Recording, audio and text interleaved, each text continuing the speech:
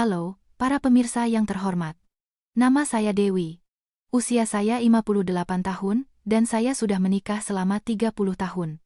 Mohon dengarkan cerita saya dan pastikan untuk membagikan pendapat Anda di kolom komentar. 30 tahun yang lalu, saat berusia 28 tahun, saya memulai bisnis pemasok bahan makanan hanya dengan 10 kantong bakso beku. Dan kini, sudah tahun ke-30 saya menggeluti bisnis ini. Setiap hari pukul 5:30 pagi, saya terbangun seolah ada alarm di kepala saya. Kebiasaan untuk memeriksa pesan konfirmasi pengiriman barang secara pribadi tidak pernah hilang selama 30 tahun, jika tidak, saya tidak bisa tenang. Sementara suami saya, Bima, adalah tipe orang yang baru susah payah bangun pukul 9. Ia punya usaha percetakan kecil yang sudah merugi selama 3 tahun terakhir. Setiap bulan, biaya sewa tempat usahanya sebesar Rp25.000, sayalah yang membayarnya. Tapi tak sekalipun saya mendengar ucapan terima kasih darinya. Semuanya selalu sama. Bulan ini pun begitu. Transfer saja, hanya kalimat itu, tidak lebih. Hingga suatu hari, angka terbesar yang pernah saya lihat dalam hidup saya muncul. Sebuah holding distributor besar membeli perusahaan saya, dan nilai transaksinya mencapai 700 miliar. Seluruh hidup saya, 30 tahun di mana saya selalu bangun pagi-pagi buta, dalam sekejap terangkum dalam satu baris angka di rekening bank. Ketika saya membubuhkan tanda tangan terakhir di atas kontrak dan meletakkan pulpen, tangan saya tiba-tiba terasa lemas. Aneh, pikir saya. Alih-alih merasa gembira, pikiran pertama yang terlintas adalah, siapa orang pertama yang harus saya beritahu? Dan orang pertama yang saya pikirkan bukanlah suami saya, melainkan ibu. Di hari yang sama, saya pergi ke rumahnya. Begitu saya melepas sepatu di teras, ibu muncul dari dapur dan bertanya, "Sudah makan?" Sambil berjalan ke meja makan dengan sandal rumah, saya langsung ke pokok pembicaraan. "Bu, aku menjual perusahaanku seharga 100 miliar. Ibu menatap saya dalam diam. Saya mengharapkan ucapan selamat atau setidaknya kata-kata seperti, "Kamu hebat. Kerja kerasmu terbayar." Tapi yang pertama ia katakan sungguh di luar dugaan. "Pada ibu mertuamu, bilang saja kamu bangkrut, bisnisnya hancur dan hanya menyisakan utang." Napas saya tercekat. 700 miliar dan bangkrut? Saya bertanya lagi, "Bu, ibu bicara apa? Utang apa? Padahal ada 700 miliar, ibu?" Sambil meletakkan cangkir teh di meja, menjawab singkat, "Percayalah padaku, lakukan saja seperti itu. Alasannya akan kamu tahu nanti." Tidak ada penjelasan lebih lanjut. Ia bangkit, berjalan ke dapur, dan hanya berpesan agar saya makan dulu. Saya duduk di depan piring, tapi sendok terasa berat di tangan. Ibu tidak pernah mengatakan hal seperti ini tanpa alasan. Saya sudah mengenalnya lebih dari 30 tahun. Meskipun tidak mengerti, saya memutuskan untuk menuruti perkataannya. Sabtu itu, kami ada jadwal makan malam keluarga di rumah ibu mertua. Selama 30 tahun, ini sudah menjadi tradisi. Setiap kali datang, saya selalu yang berbelanja bahan makanan dan memasak 5-6 jenis masakan. Kali ini pun saya memasak rendang, sayur lodeh, dan menatanya di meja makan. Ibu mertua saya, Ibu Ratih, melirik hidangan itu dan berkomentar bahwa daging rendangnya terlihat agak keras. Suami saya duduk di meja, asyik dengan ponselnya. Di tengah makan malam, saya meletakkan garpu dan mulai berbicara, persis seperti yang ibu perintahkan. "Bisnis saya bangkrut total. Perusahaan terpaksa ditutup. Yang tersisa hanya utang miliaran rupiah." Ibu mertua berhenti mengunyah dan menatap saya. Saya pikir saya akan mendengar kata-kata penghiburan, tetapi beliau justru membanting garpunya ke meja hingga menimbulkan suara keras dan menghela napas panjang. Sambil berdecak, ia bertanya, "Lalu sekarang apa rencanamu?" Saya menjawab bahwa butuh waktu untuk menyelesaikan semuanya. Setelah itu, ibu mertua tidak lagi menatap saya. Ia menoleh ke suami saya dan bertanya, hanya menatapnya, "Kamu tahu soal ini?" Saya duduk di meja yang sama, tetapi merasa seperti tak terlihat. Bima menjawab singkat bahwa ia juga baru saja tahu. Ibu mertua menggelengkan kepala dengan ekspresi sangat kecewa dan bergumam bahwa nafsu makannya hilang. Rendang yang saya masak sejak pagi itu nyaris tak tersentuh.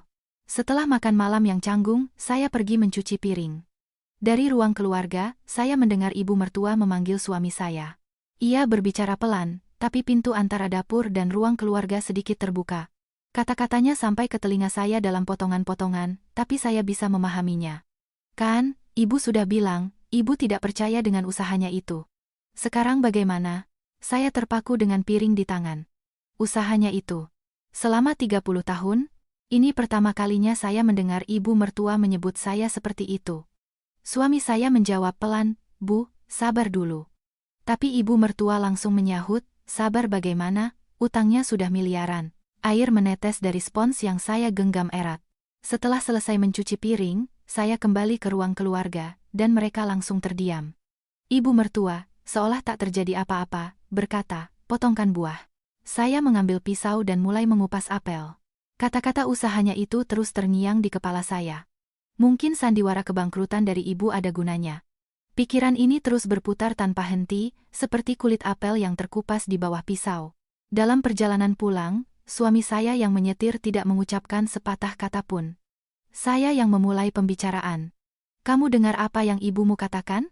"Iya," tanpa mengalihkan pandangan dari jalan, menjawab, "Ibu memang selalu begitu, jangan dipikirkan." Lalu ia segera mengeraskan volume radio, seolah memberi isyarat bahwa percakapan telah selesai. Keesokan paginya, saat sinar matahari pagi menerpa dapur, saya sedang menyeduh kopi tubruk. Saya memperhatikan ampas kopi yang perlahan naik saat telepon berdering.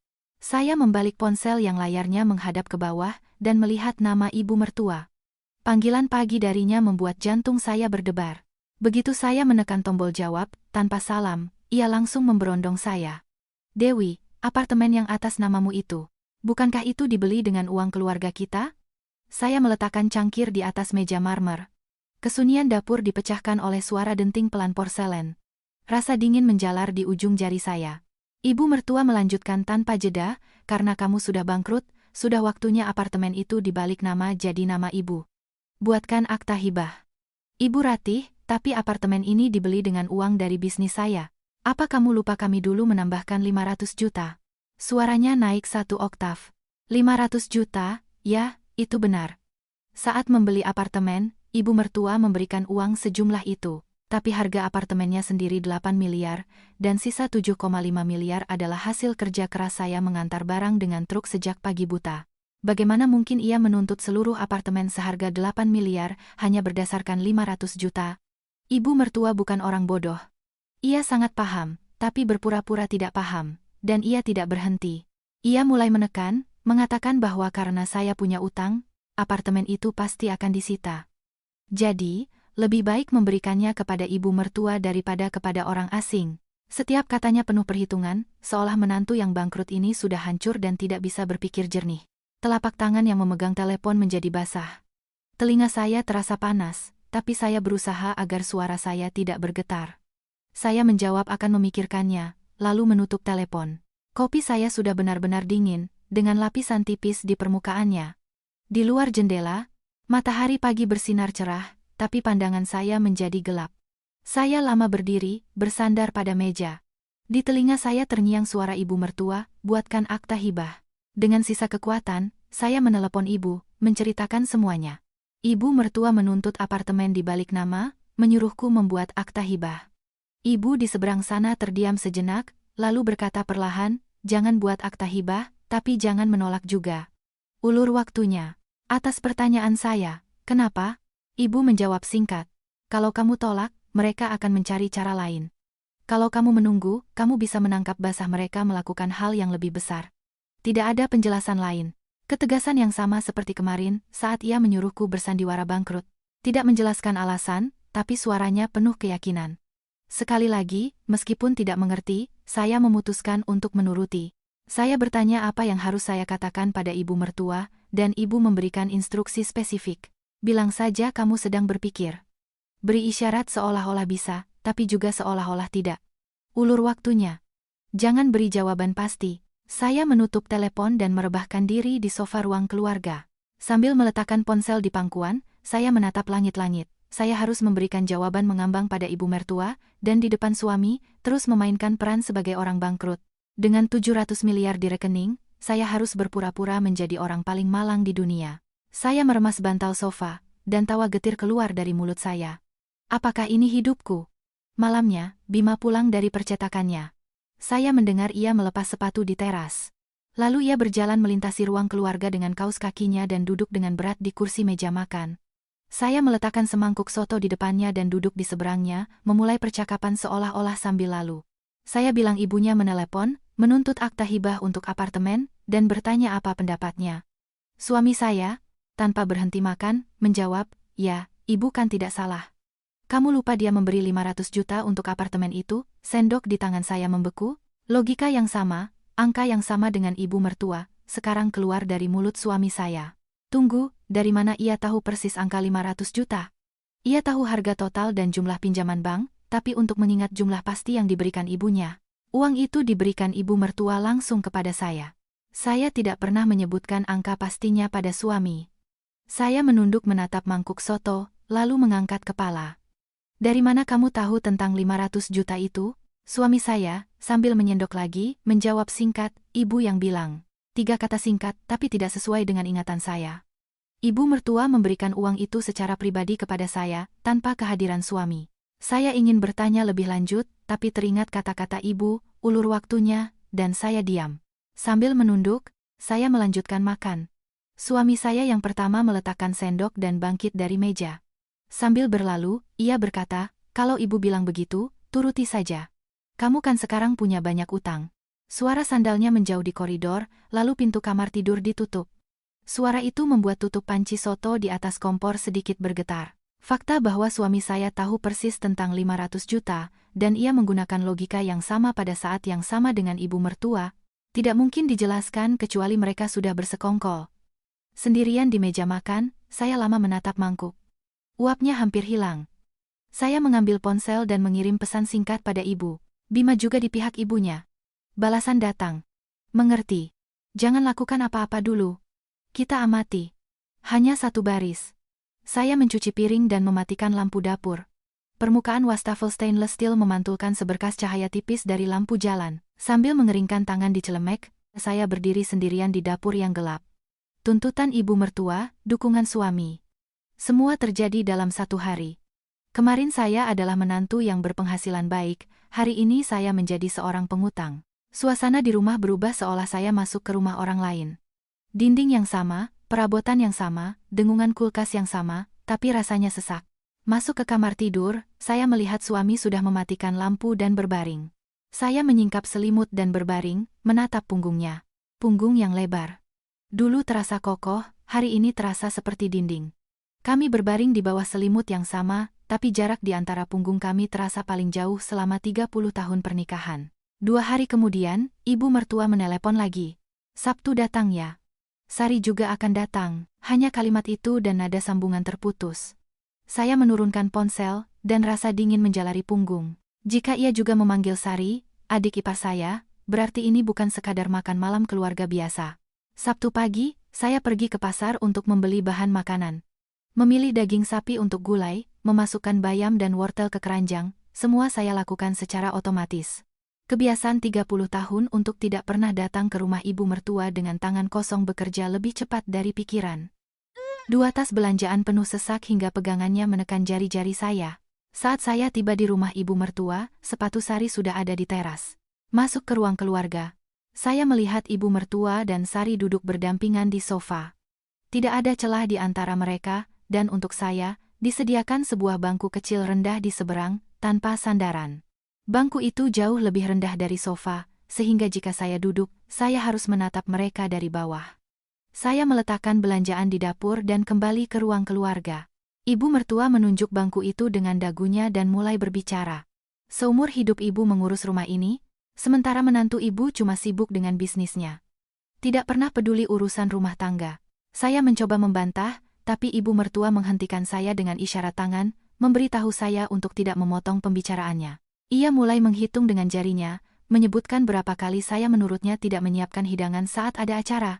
Dalam ingatan saya tidak pernah absen dalam persiapan acara keluarga, tapi ibu mertua menyatakan, coba hitung, berapa kali kamu terlambat, menyamakan keterlambatan dengan ketidakhadiran. Waktu bisnismu lancar, kamu tidak menghargai ibu mertua. Begitu bangkrut, baru lari minta tolong. Kata-katanya seperti pukulan tumpul di dada. Ibu Ratih, kapan saya tidak menghormati ibu? Begitu saya mencoba membantah, suara ibu mertua naik 1 oktav. Jangan menyela kalau orang tua bicara. Saya terpaksa diam. Sari, yang duduk di sebelahnya, mengangguk setelah setiap kalimat ibunya, sambil berkata, iya, Bu, iya. Dan tak sekalipun ia menatap saya. Ceramah ibu mertua berlangsung hampir setengah jam.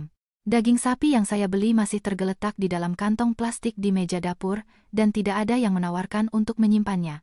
Akhirnya, ibu mertua menyimpulkan, mau kamu punya uang atau tidak, kewajiban sebagai menantu di keluarga ini tidak ada yang menghapusnya. 30 tahun saya menjadi penopang keluarga, tidak pernah melewatkan satupun hari raya, ulang tahun, atau acara duka. Dan sekarang, di sini saya menjadi menantu yang tidak becus mengurus rumah tangga dan hanya bisa mencari uang sampai akhirnya bangkrut. Saya menatap tangan saya yang terlipat di pangkuan. Urat-uratnya menonjol. Ini adalah tangan yang bekerja sejak pagi buta selama 30 tahun. Ketika ibu mertua selesai, Sari angkat bicara. Mbak Dewi, sudah saatnya Mbak mendengarkan kata-kata ibu, ikhlaskan saja. Apa yang harus diikhlaskan, bisnis, harga diri, atau apartemen? Ia tidak merincinya. Saya menatapnya dan bertanya apa pendapatnya sendiri. Aku tidak memihak siapa-siapa, tidak ibu, tidak juga Mbak. Aku hanya ingin keluarga ini damai. Itu terdengar seperti pernyataan netral. Tapi fakta bahwa ia duduk di sebelah ibunya dan mengiyakan selama setengah jam membuat kata netral itu setipis kertas. Ibu mertua, seolah mengakhiri pembicaraan, berkata, sudah, ayo makan. Saya pergi ke dapur dan mengeluarkan bahan makanan yang saya bawa. Saya memasak sup, menumis bayam, dan memasak nasi. Untuk menyiapkan meja untuk 4 orang, saya butuh 40 menit. Sari tetap duduk di sofa. Ibu mertua tidak masuk ke dapur. Ketika meja sudah siap, mereka duduk seolah tidak terjadi apa-apa. Dan Sari berkata, memang tanganmu itu emas ya, Mbak Dewi? Seolah-olah omelan setengah jam tadi tidak pernah ada. Tangan yang memasak mereka butuhkan, tapi mulut yang menyuarakan pendapat tidak. Itulah posisi saya di rumah ini. Untuk pertama kalinya, perasaan itu begitu jelas. Setelah makan malam, saya kembali mencuci piring sendirian. Sari pamit lebih dulu pada ibunya dan pergi. Di depan pintu, saat mengenakan sepatu, ia melirik saya sekilas dan berkata, sabar ya, Mbak. Entah itu simpati atau nasihat, saya tidak tahu. Selesai dengan piring, saya pamit pada ibu mertua dan keluar. Saat saya sudah membuka pintu, suaranya terdengar dari belakang. Soal apartemen, pikirkan lagi. Saya tidak menjawab dan menutup pintu. Di rumah, suami saya sedang menonton TV di sofa. Saya melepas mantel dan menceritakan apa yang terjadi, bahwa Sari juga ada di sana, dan mereka berdua mengomeli saya selama setengah jam. Saya bertanya, apa ia tidak di pihak saya? Ia, tanpa mengalihkan pandangan dari layar, menjawab, kamu kan tahu ibu seperti apa, sabar saja sebentar.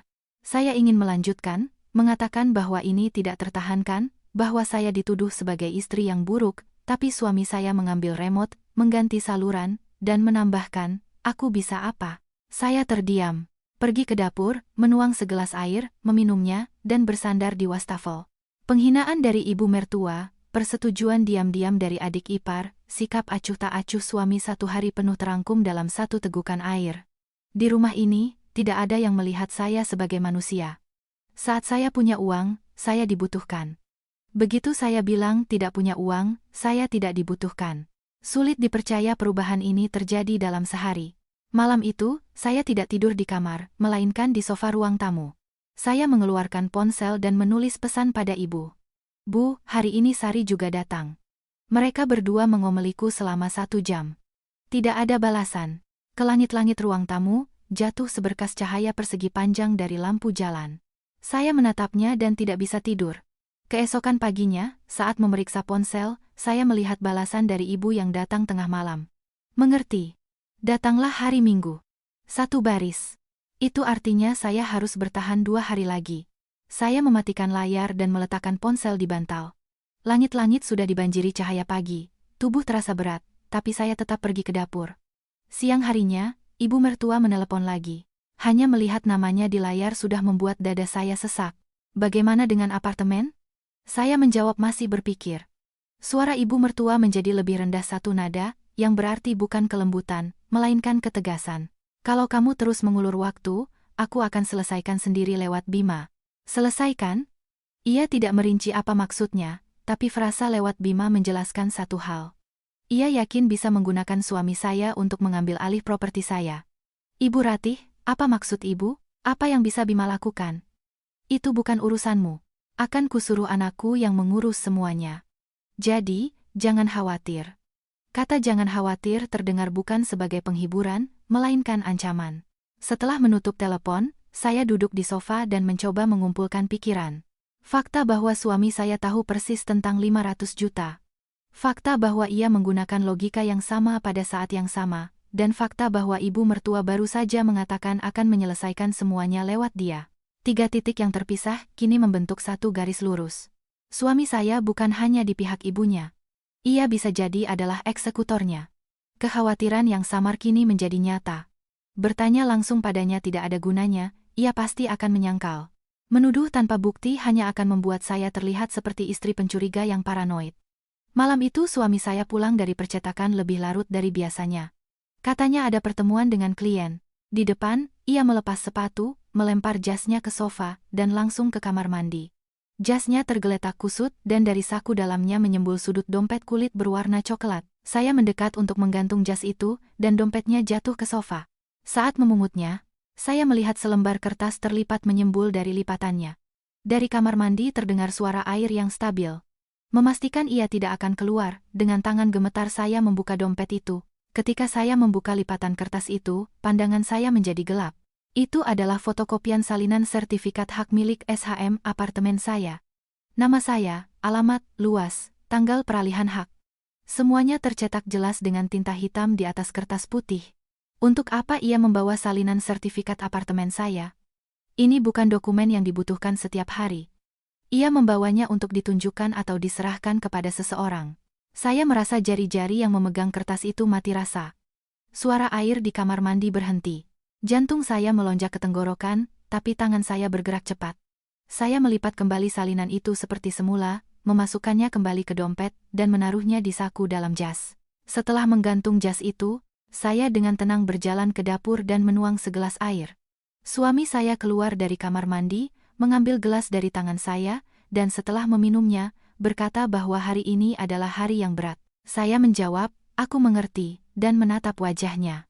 Orang yang mengambil dokumen dari laci saya, membuat salinannya, dan membawanya di dompet, kini berdiri di depan saya dengan ekspresi lelah.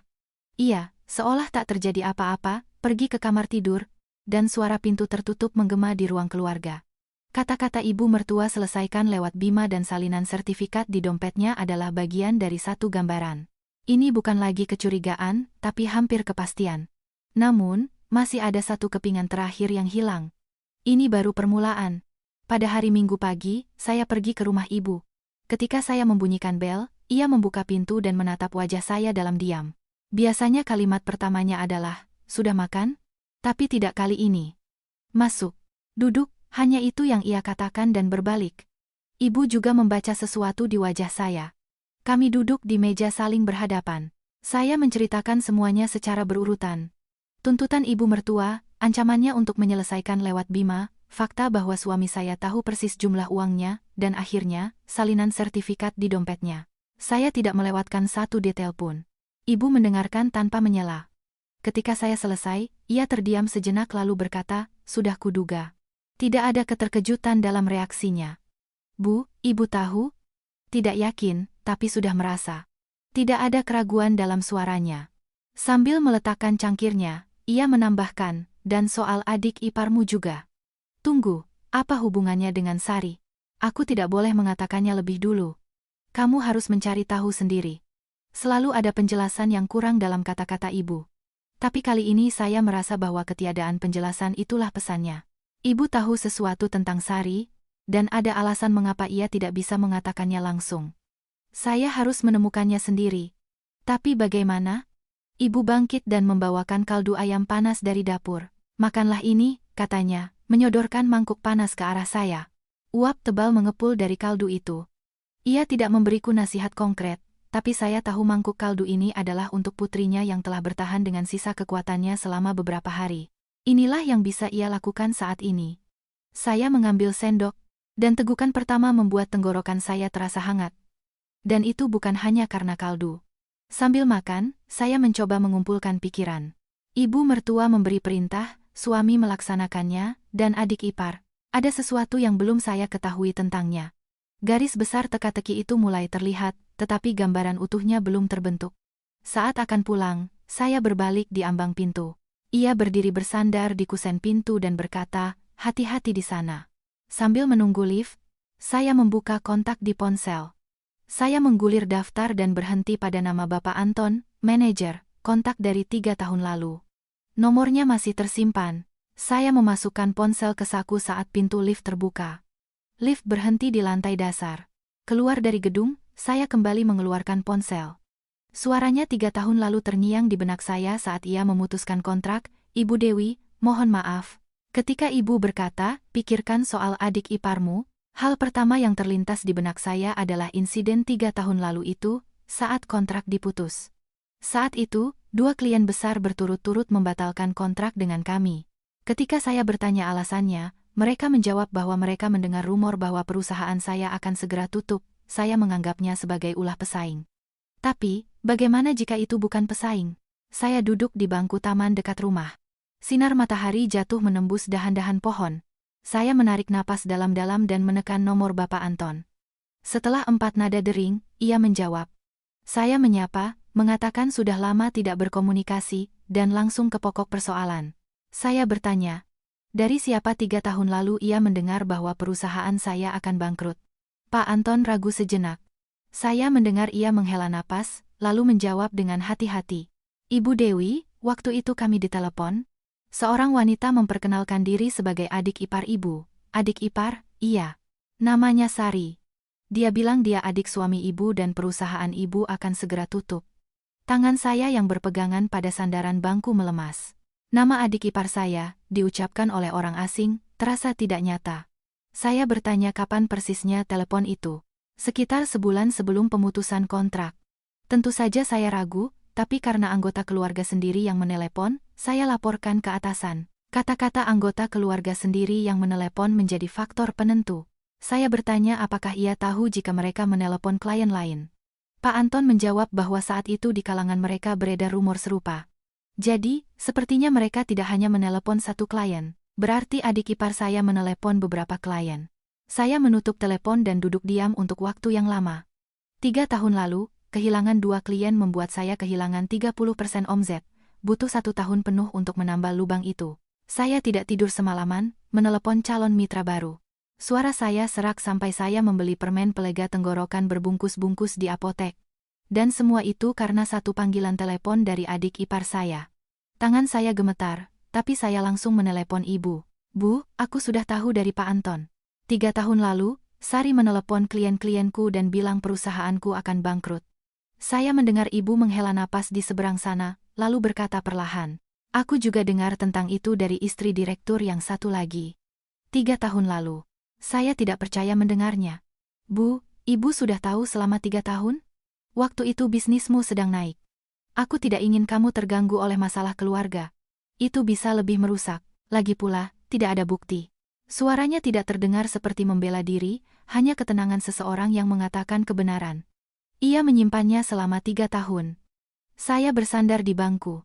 Langit terlihat melalui dedaunan, tapi pandangan saya kabur. Inilah alasan ibu membuat sandiwara kebangkrutan ini. Inilah alasan ia menyuruhku mengulur waktu dan memberiku petunjuk tentang adik ipar. Semua instruksinya tanpa penjelasan. Sekarang semuanya jelas. Jika ia memberitahuku tanpa bukti, ia akan menjadi ibu mertua yang mengadu domba putrinya dengan keluarga suaminya. Ia mengaturnya agar saya mencari tahu sendiri. Ibu berkata di telepon, sekarang setelah kamu tahu, ambil langkah berikutnya. Langkah apa? Periksa semua yang atas namamu. Asuransi, rekening, properti, semuanya, secara menyeluruh. Atas pertanyaan saya, untuk apa? Jawaban ibu membuat darah saya seolah membeku. Kamu pikir Sari menelepon klien-klien itu atas inisiatifnya sendiri? Ibu mertuamu yang menyuruhnya. Dan kamu pikir ibu mertuamu hanya memberi perintah pada adik ipar? Salinan sertifikat di dompet suami saya kembali terlintas di benak. Jika ibu mertua menyuruh adik ipar menelepon klien, berarti ia juga memberi tugas pada suami saya. Dan perannya mungkin tidak hanya sebatas membawa salinan dokumen. Mungkin ada sesuatu yang sudah terjadi di belakang saya yang tidak saya ketahui. Baik, Bu, akan kuperiksa semua, jawab saya dan menutup telepon. Sambil bangkit dari bangku, saya membuka aplikasi catatan di ponsel, asuransi, rekening, properti. Saya menyimpannya. Dalam perjalanan pulang, saya memikirkan aset-aset saya. Saya punya 3 polis asuransi, asuransi jiwa dwiguna, dana pensiun, dan kesehatan. Penerima manfaatnya, seingat saya, adalah suami. Tapi kapan terakhir kali saya memeriksanya? Saya tidak ingat. Sesampainya di rumah, saya membuka laci di kamar tidur tempat saya menyimpan polis asuransi asli. Saya merogoh-rogoh, tapi tidak menemukannya. Saya mengeluarkan semua isi laci, tapi map berisi dokumen itu tidak ada. Saya ingat betul meletakkannya di sana. Saya memeriksa lagi, hasilnya sama. Salinan sertifikat ditemukan di dompet suami. Hal yang sama bisa terjadi pada polis-polis ini. Tidak bisa dipastikan apakah saya hanya salah menaruhnya atau ada yang mengambilnya, tapi kecurigaan semakin besar. Saya memutuskan untuk tidak mencari polisnya, melainkan menelepon agen asuransi langsung. Saya menemukan nomornya di ponsel dan menekan panggil. Agen itu menjawab, saya bilang ingin memeriksa status asuransi saya.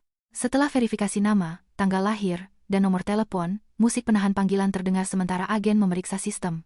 Saya duduk di meja dapur mendengarkan melodi itu. Jantung saya berdebar kencang, sementara musiknya tenang dan teratur. Kontras ini membuat saya gugup, musik berhenti. Agen itu berkata, Ibu Dewi, saya lihat polis asuransi jiwa dwiguna Anda. Saya ingin berkata, ya, tapi iya, setelah jeda sejenak, menambahkan, Anda kan tahun lalu mengganti penerima manfaat menjadi atas nama ibu mertua Anda. Anda sendiri yang mengirimkan dokumennya. Tangan saya membeku di atas meja. Jantung saya berdebar begitu keras hingga saya bisa mendengarnya di telinga. Saya tidak pernah mengganti penerima manfaat. Di seberang sana hening sejenak. Terdengar suara ketikan keyboard, dan agen itu berbicara lagi.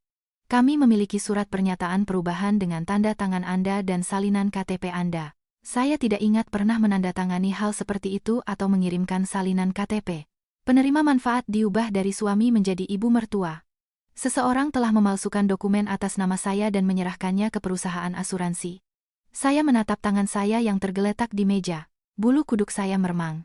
Dengan suara yang terkumpul, saya bertanya apakah saya bisa mendapatkan salinan surat pernyataan itu. Agen itu menjawab bisa mengirimkannya melalui faks atau email. Saya mendiktekan nomor faks, dan ia berjanji akan segera mengirimkannya. Saya meletakkan telepon. Telapak tangan saya basah oleh keringat. Saya berjalan ke mesin faks di ruang kerja. Lampu indikator merah berkedip. Alat itu tertutup lapisan debu tipis, sudah lama tidak digunakan. 3 menit kemudian, faks berbunyi dan 2 lembar kertas perlahan keluar. Surat pernyataan perubahan penerima manfaat dan salinan KTP yang terlampir. Saya mengambil surat pernyataan itu dan melihat tanda tangannya. Namanya nama saya, tapi tulisannya berbeda. Saya punya kebiasaan menarik huruf terakhir nama saya ke atas. Selama 30 tahun, saya telah menandatangani ribuan dokumen, dan goresan itu sudah otomatis. Tapi di dokumen ini, huruf terakhirnya ditarik ke bawah. Seseorang mencoba meniru tulisan saya, tapi tidak bisa meniru arah goresannya. Tanda tangan ini jelas bukan milik saya. Dan itu diterima oleh perusahaan asuransi atas nama saya. Apakah ini perbuatan suami saya? Tidak mungkin. Saya memeriksa salinan KTP.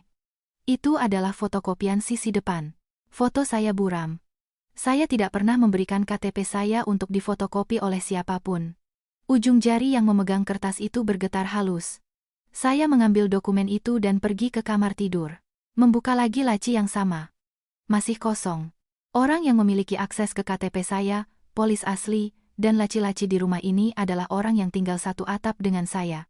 Dari dompet suami ditemukan salinan sertifikat. Polis asli hilang. Penerima manfaat asuransi dipalsukan atas nama ibu mertua. Salinan KTP dibuat tanpa sepengetahuan saya. Suami mencuri dokumen dan ibu mertua menggunakannya untuk pemalsuan. Semuanya cocok. Bagaimana ini mungkin? Menatap laci yang kosong, saya merasa air mata akan jatuh, tapi ini bukan waktunya untuk menangis. Saya melipat hasil faks itu dan memasukkannya ke saku dalam tas.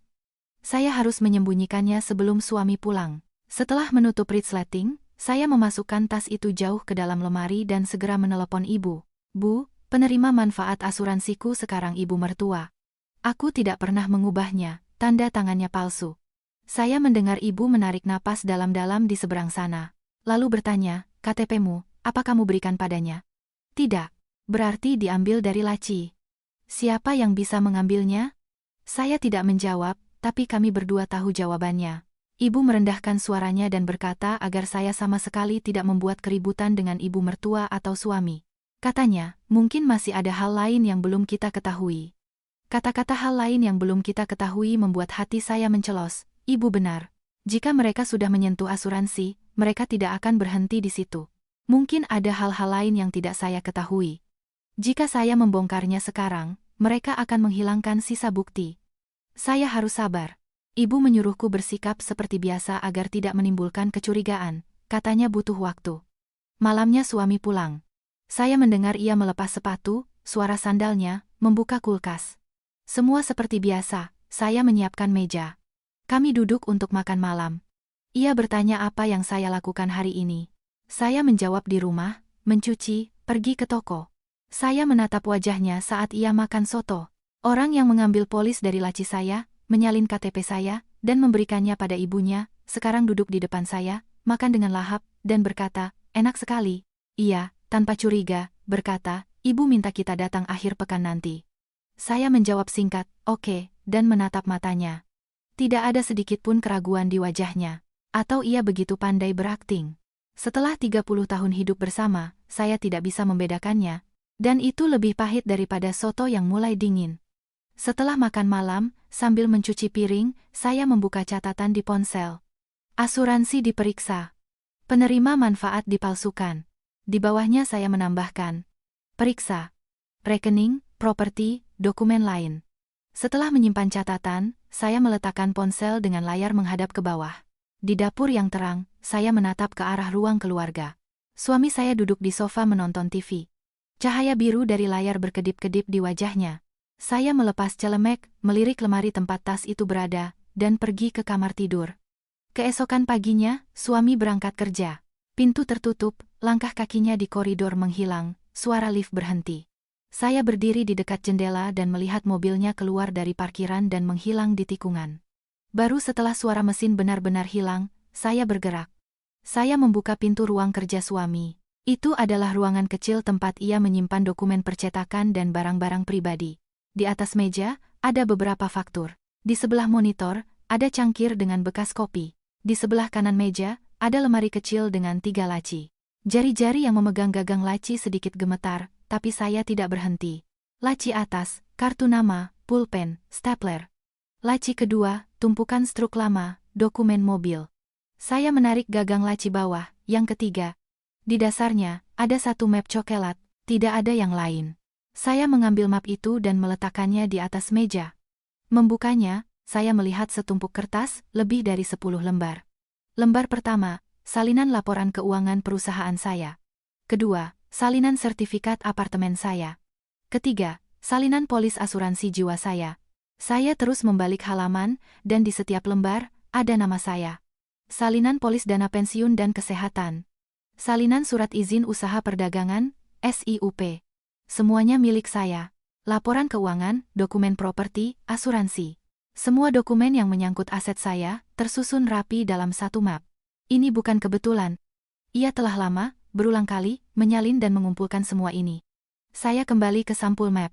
Awalnya saya tidak memperhatikan, tapi di atas karton coklat itu ada tulisan tangan dengan pulpen hitam. Bima, ini juga difotokopi. 6 kata. Melihat tulisan tangan itu, saya berhenti bernapas. Itu tulisan tangan ibu mertua. Ia punya kebiasaan menulis huruf dengan elemen yang sangat besar dan tebal. Setiap kali ada acara, ia memberiku daftar belanjaan, dan huruf-huruf itu selalu mencolok. Tulisan di map itu persis sama. Ibu mertua memberi instruksi, dan suami melaksanakannya. Salinan KTP, polis asli, semua keluar dari rumah ini, dari laci ini. Suami membuka laci istrinya, mengambil dokumen, menyalinnya, dan menyerahkannya pada ibunya. Dan ini bukan sekali, tapi berkali-kali, selama 30 tahun pernikahan kami. Saya mengeluarkan ponsel dan menyalakan kamera. Pertama, saya memotret tulisan di map, lalu lembar demi lembar, semua dokumen. 12 suara jepretan kamera terdengar di keheningan ruang kerja. Selesai, saya memeriksa apakah foto-fotonya tersimpan dan melihatnya sekali lagi di galeri. Saya menyusun kembali dokumen-dokumen itu dalam urutan yang sama dan meletakkan map itu di dasar laci ketiga. Perlahan saya menutupnya. Keluar dari ruang kerja, saya mencoba menarik gagangnya lagi untuk memastikan pintu terkunci. Saya mengunggah foto-foto itu ke penyimpanan cloud. Setelah memastikan unggahan selesai, saya menghapusnya dari galeri ponsel, untuk berjaga-jaga jika suami melihatnya. Saya mengganti kata sandi cloud dan menonaktifkan login otomatis. Jari-jari saya gemetar hingga saya salah memasukkan kata sandi baru 2 kali. Saya keluar dari ruang kerja dan duduk di sofa. Apartemen itu sunyi, hanya kulkas yang berdengung. Sinar matahari membentuk persegi di lantai. Saya telah tinggal di rumah ini selama 30 tahun. 30 tahun kami tidur di ranjang yang sama, makan di meja yang sama, menyimpan dokumen di laci yang sama. Dan dari laci-laci itu, suami saya mengambil dokumen aset istrinya dan menyerahkannya kepada ibunya. Pikiran, pernikahan ini sudah berakhir, terbentuk dengan pasti di kepala saya, tapi saya tidak mengucapkannya. Pukul 6 sore, suami pulang. Sambil melepas sepatu, ia bertanya apa menu makan malam. Saya, sambil mengaduk sup, menjawab, masak sup jamur. Ia duduk di meja dan saat makan, bercerita tentang urusan di percetakan. Katanya, mungkin ada satu klien yang akan menambah pesanan, dan ia tersenyum. Saya duduk di seberangnya dan menatap wajahnya. Orang yang menyimpan map di lacinya. Tak ada satu otot pun di wajahnya yang berkedut. Kenapa kamu menatapku seperti itu? Tidak apa-apa, hanya lelah. Kalau begitu tidurlah lebih awal, katanya. Ia yang pertama meletakkan sendok dan bangkit. Sendirian, saya mengambil sendoknya dan melemparkannya ke wastafel. Sambil mencuci piring, saya melirik ke arah ruang kerja. Pintunya tertutup. Map di laci ada di tempatnya, foto-foto ada di cloud. Sekarang saya tahu apa yang tidak ia ketahui. Dan itu bukan hanya satu, tapi beberapa hal, pemalsuan asuransi oleh ibu mertua, pencurian dokumen oleh suami, sabotase klien oleh adik ipar. Ketiga fakta itu terkonfirmasi. Keputusan untuk bercerai menjadi rasional, bukan emosional. Tapi, jika saya bicara soal cerai sekarang, mereka akan mulai menutupi jejak, dan bukti-bukti bisa hilang. Saya selesai mencuci piring dan menulis pesan pada ibu. Menemukan map berisi dokumen di ruang kerja dengan catatan dari ibu mertua. Semuanya sudah difoto. Balasan datang. Bagus. Datanglah hari Minggu. 3 kata itu, malam itu, adalah dukungan yang paling bisa diandalkan. Saya masuk ke kamar tidur. Suami sudah berbaring sambil melihat ponsel. Saya mematikan lampu dan berbaring. Ia berkata, "Selamat malam." Saya menjawab, Satu kata itu terasa lebih berat dari biasanya. Dalam gelap, napasnya menjadi teratur. Saya berbaring dengan mata terbuka, menatap langit-langit. Apa yang harus dilakukan besok? Apa yang harus ditanyakan pada ibu? Bagaimana urutan saya akan pergi dari rumah ini? Pikiran-pikiran itu muncul satu persatu dalam kegelapan. Hari Minggu pagi, saya bilang pada suami akan pergi ke rumah ibu. Ia, bersandar di sofa menonton TV, hanya mengangguk. Menutup pintu di belakang saya menunggu lift. Tas di bahu terasa berat, padahal isinya kosong. Saya pergi ke rumah ibu.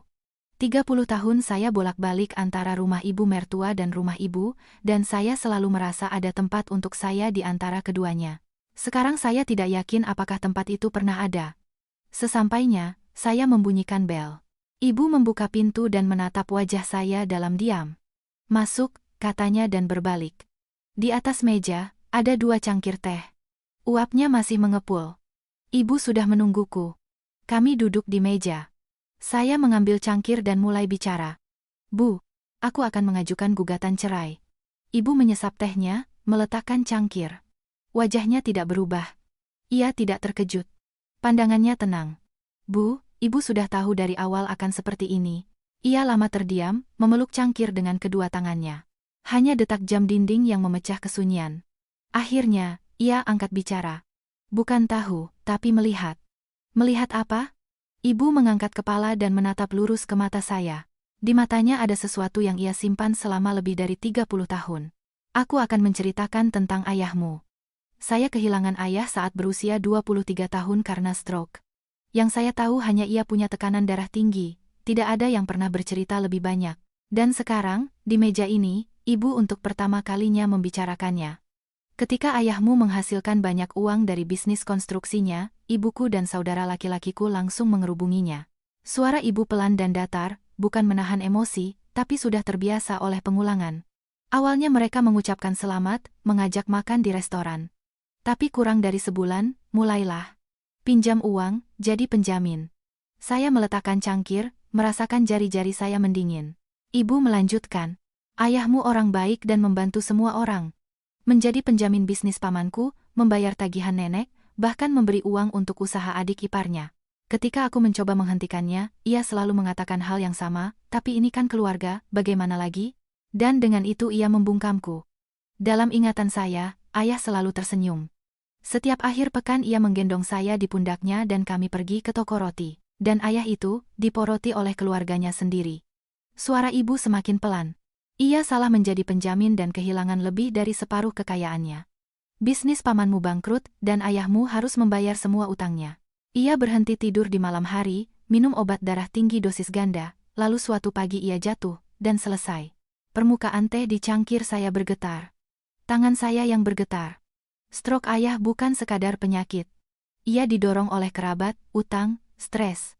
Dan saya baru tahu ini di usia 58 tahun. Ibu minum seteguk lagi. Tangannya, saat meletakkan cangkir, sedikit bergetar. Baginya juga tidak mudah membicarakan ini. Ia menatap saya dan berkata, aku tidak bisa membiarkan hal yang sama terjadi padamu. Bu, tunggu. Dengarkan dulu. Ibu menghentikan saya dengan isyarat tangan. Ketika seseorang punya uang, orang-orang akan menempel.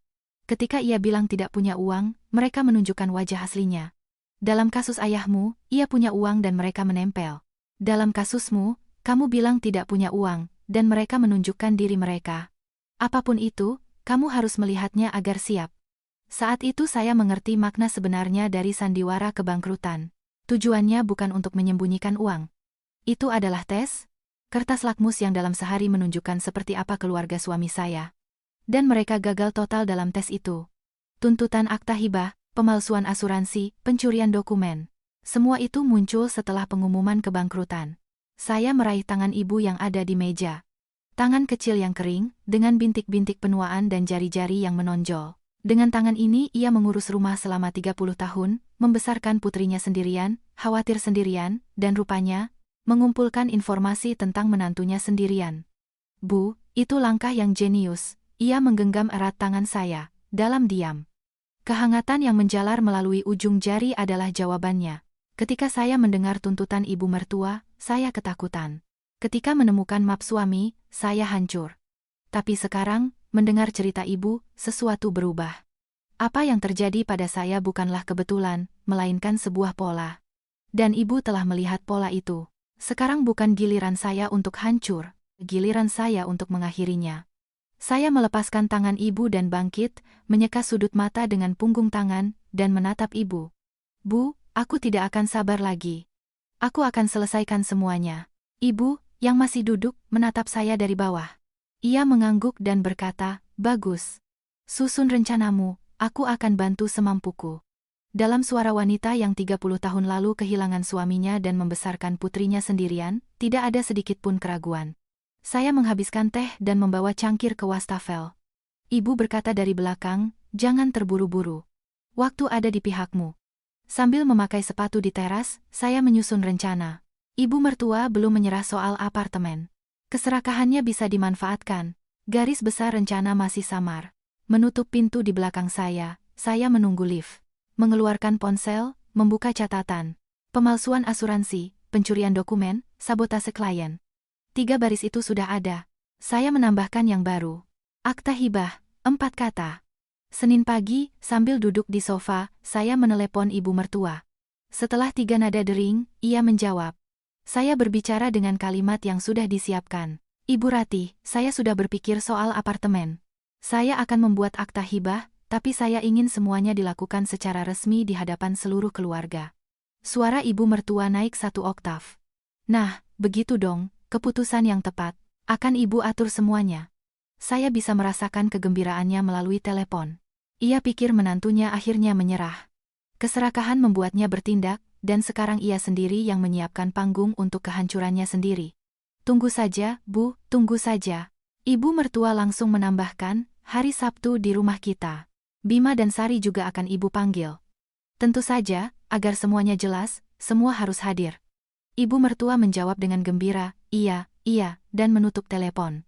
1 panggilan, dan hari Sabtu ibu mertua, suami, dan adik ipar akan berkumpul di 1 tempat. Panggung sudah siap. Malamnya, suami pulang dan berkata, ibu minta kita datang hari Sabtu, katanya mau selesaikan urusan apartemen. Berarti ia sudah menelepon putranya juga. Saya menjawab singkat bahwa saya juga sudah tahu. Suami, tanpa curiga, menyalakan TV. Di kepala mereka, skenarionya sudah terbentuk. Ibu mertua memimpin, suami patuh, saya membuat akta hibah. Dan hanya saya sendiri di rumah ini yang tahu bahwa pada hari Sabtu, skenario itu akan berbalik.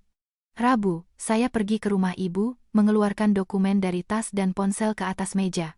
Ibu memakai kacamatanya dan duduk di seberang, pandangannya saat mengamati meja begitu tajam. Saya mulai berurutan.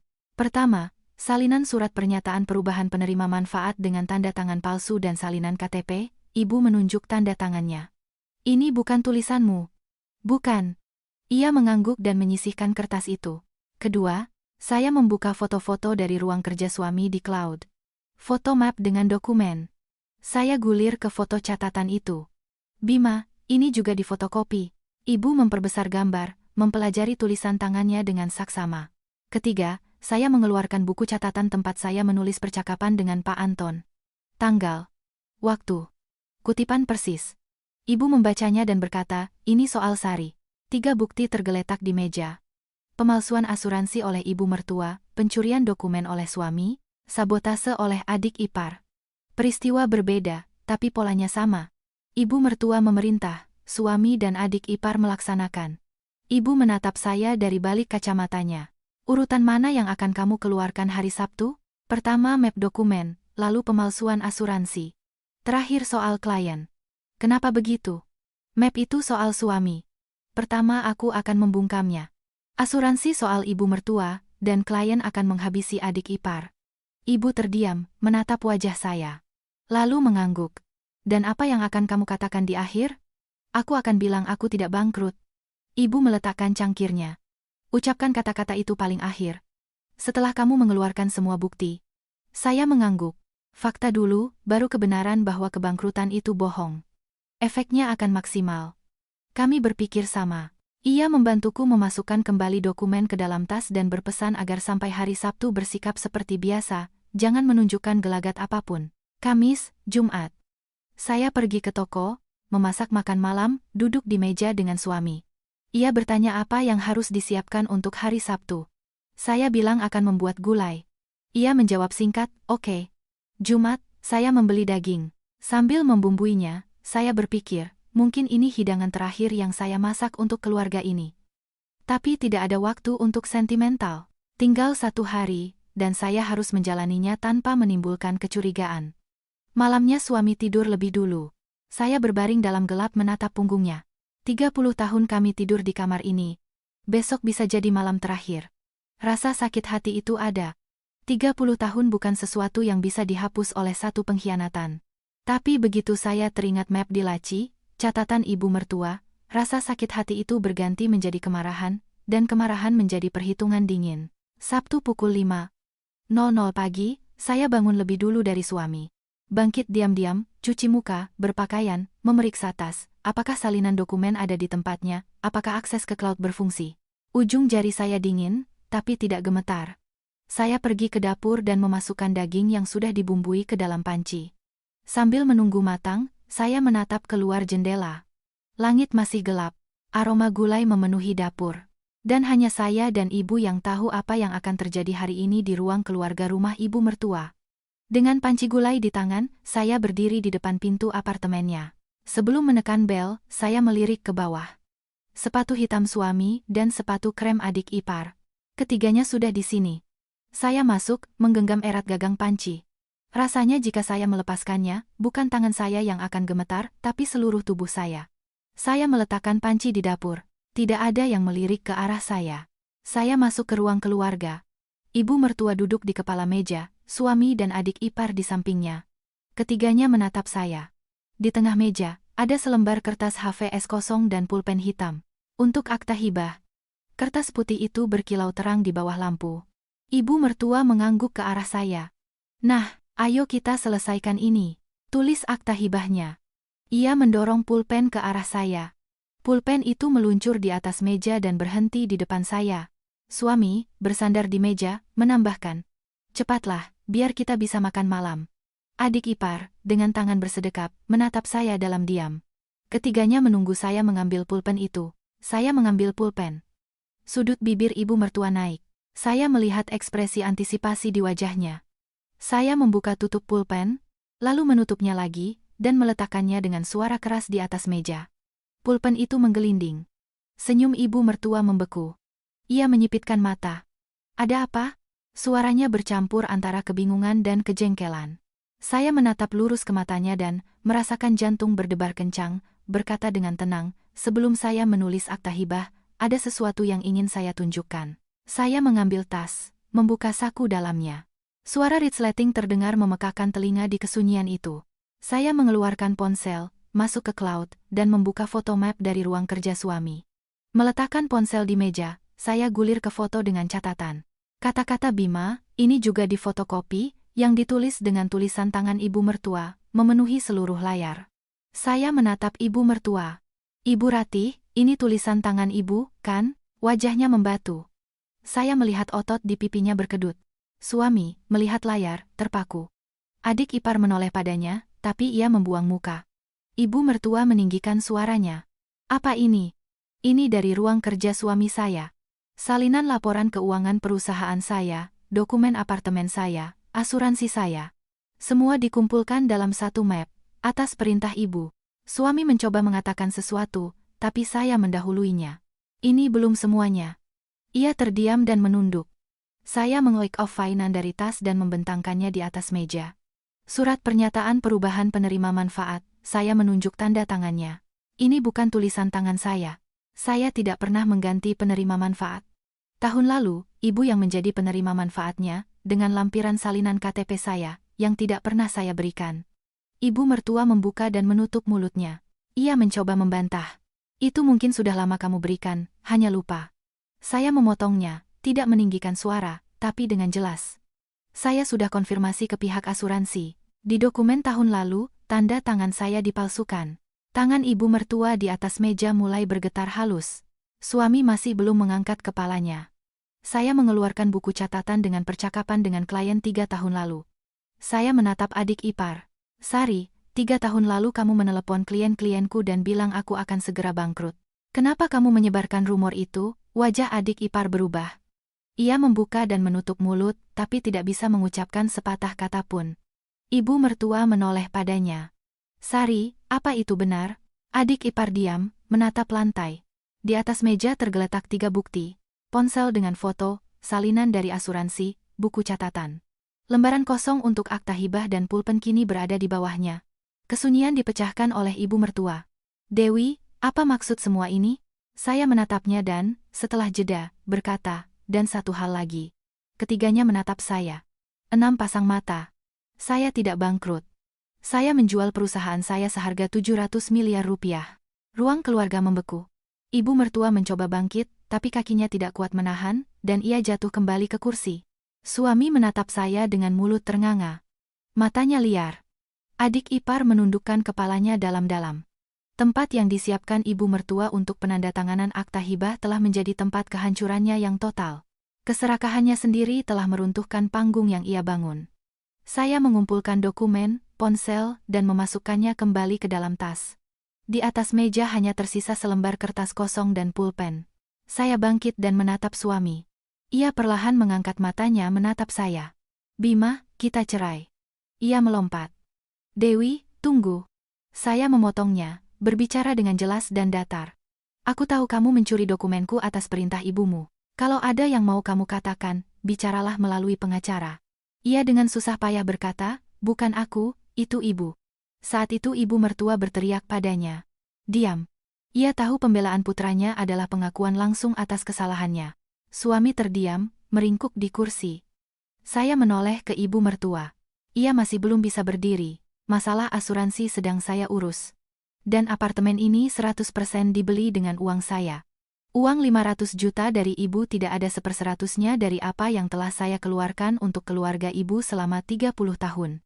Tidak akan ada akta hibah. Ia mencoba mengatakan sesuatu, tapi saya tidak lagi mendengarkannya.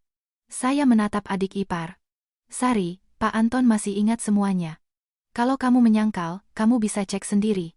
Sekarang aku mengerti kenapa kamu melakukannya. Waktu itu aku tidak meminjamimu uang, kan? Adik ipar tidak mengangkat kepala.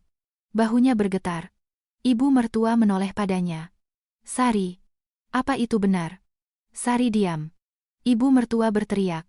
Kenapa kamu ikut campur urusan orang? Kamu merusak semuanya. Bahu adik ipar bergetar, dan ia menjawab pelan, menatap lantai. Bu, ibu sendiri kan yang menyuruhku mencari tahu tentang klien-kliennya. Ruang keluarga kembali membeku, wajah ibu mertua berubah. Satu kalimat putrinya telah membongkar semuanya. Suami duduk dengan kepala tertunduk. Ibu mertua mendesis, kapan aku bilang begitu? Tapi suaranya bergetar. Adik ipar untuk pertama kalinya mengangkat matanya menatap ibunya. Di matanya ada rasa sakit hati. Orang yang perintahnya ia laksanakan, kini menyangkalnya. Keretakan telah terjadi di keluarga mereka. Saya hanya mengamati dalam diam. Saya tidak perlu mengatakan apa-apa lagi. Saya menyampirkan tas di bahu dan berjalan ke pintu keluar. Dari belakang terdengar suara suami, Dewi, saya tidak berhenti. Devi, panggilnya lagi. Saya diam-diam memakai sepatu dan, tanpa berbalik, menjawab, lain kali, lewat pengacara. Saya membuka pintu dan keluar. Dari balik pintu terdengar teriakan ibu mertua. Saya menutup pintu, dan teriakan itu mereda. Saya menuruni tangga. Udara di luar terasa sejuk. Langit cerah tanpa awan. Saya mengeluarkan ponsel dan menelepon ibu. Ia menjawab sebelum nada dering pertama. Bu, semuanya sudah selesai. Ia lama terdiam, lalu mengucapkan dua kata, kamu hebat. Kata-kata itu membuat hidung saya terasa perih. Tapi saya tidak menangis. Saya memesan taksi. Mobil mulai bergerak, dan rumah ibu mertua semakin menjauh, 30 tahun. Setiap minggu saya datang ke sini dengan tas penuh belanjaan. Ratusan hari Sabtu. Rumah itu semakin kecil dan kecil, hingga hilang di kaca spion. Saya menatap ke depan. Taksi berhenti di depan rumah ibu. Ia berdiri di depan pintu masuk, mengenakan kardigan dan celemek, menungguku. Ia diam-diam meraih tanganku dan membawaku ke lift. Di rumah, di atas meja, ada semangkuk sup panas. Ibu menyiapkannya untuk kedatanganku. Saya makan. Gulai di rumah ibu mertua tidak sempat saya cicipi. Dan makanan pertama hari ini adalah sup buatan ibu. Air mata menggenang, tapi saya terus makan. Saya tidak ingin menyisakan setetes pun. Sebulan kemudian, kami resmi bercerai. Suami menyetujui segalanya tanpa perlawanan. Ia tidak punya pilihan. Apartemen dan semua uang dari penjualan perusahaan menjadi milik saya. Percetakannya, tanpa dukungan finansial saya, tutup 3 bulan kemudian. Ibu mertua tidak mendapatkan apa-apa. Adik ipar, setelah pertengkaran itu, ibu mertua berhenti berkomunikasi dengannya, menyalahkannya atas segalanya. Saya menyewa sebuah apartemen kecil di dekat rumah ibu. Barang-barang saya tidak banyak. Pakaian, buku, dan satu map berisi dokumen bisnis selama 30 tahun. Hanya itu yang saya bawa dari rumah itu. Kebiasaan bangun pukul 5:30 pagi masih ada. Saya terbangun. Menyadari tidak ada lagi yang perlu diperiksa, dan mematikan alarm. Ibu membawakanku 3 kotak makanan, meletakkannya di kulkas, dan berkata, jangan sampai kelaparan. Saat akan pergi, saya bertanya apakah yang saya lakukan sudah benar. Ia berbalik dan menjawab, kamu melakukan apa yang tidak bisa dilakukan oleh ayahmu. Pintu tertutup. Kalimat itu tertanam dalam di hati saya. Suatu hari, saya duduk di meja dan mengeluarkan buku tabungan pertama saya, yang saya buka 30 tahun lalu saat mendaftarkan bisnis. Saya teringat hari itu. Usia saya 28. Saya mengendarai truk sewaan membawa 10 kantong bakso ke pasar. Kamu yakin bisa menjual semua ini? Tanya seorang pedagang grosir saat itu. Kalau tidak habis, besok saya datang lagi, jawab saya. 10 kantong itu telah berubah menjadi 700 miliar. Saya menutup buku itu dan menyimpannya di laci. Di luar jendela, matahari terbenam. Di rak dekat pintu, saya meletakkan sebuah foto. Saya dan ibu. Ia tersenyum, dan saya merangkul bahunya. Agar saya bisa melihatnya setiap kali masuk ke rumah. Keesokan paginya, saya bangun tanpa alarm. Bukan pukul 5:30, tapi pukul 6:00. Saya membuka jendela. Udara sejuk menyentuh pipi. Di kejauhan, sebuah truk kontainer berpendingin melaju di jalan tol. Sinar matahari pagi memantul dari badan putihnya. Saya mengikutinya dengan pandangan dan pergi ke dapur untuk membuat kopi. Para pemirsa yang terhormat, bagaimana menurut Anda cerita hari ini? Pahit rasanya menyadari wajah asli yang ditunjukkan oleh orang-orang terdekat di hadapan uang sebesar 1.700 miliar. Yang dihasilkan dari 30 tahun kerja keras. Saya rasa, hati Anda juga ikut berhenti berdetak saat Dewi mengambil pulpen yang disiapkan ibu mertuanya, membuka tutupnya, lalu menutupnya kembali. Langkah ibunya, yang menyuruh putrinya bersandiwara bangkrut setelah teringat tragedi suaminya, bukankah itu adalah kearifan seorang ibu yang paling tak ternilai, yang lebih berharga dari strategi finansial manapun? Dikatakan, mereka yang mendekatimu saat kamu punya uang, mudah dikenali. Tapi untuk mengetahui sifat asli mereka yang menunjukkan wajahnya saat kamu bilang tidak punya uang, itu harus dialami sendiri. Mungkin disitulah letak pesan utama dari cerita Dewi. Memahami siapa yang ada di sisimu, orang yang menghargaimu apa adanya, atau orang yang hanya melihat apa yang kamu miliki, bisa jadi lebih penting daripada 30 tahun yang dijalani bersama.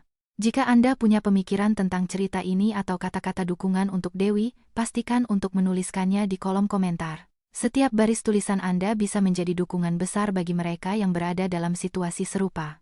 Jika video ini bermanfaat bagi Anda, silakan berikan suka dan berlangganan saluran ini. Jangan lupa juga menekan lonceng notifikasi agar menjadi yang pertama tahu tentang cerita-cerita baru.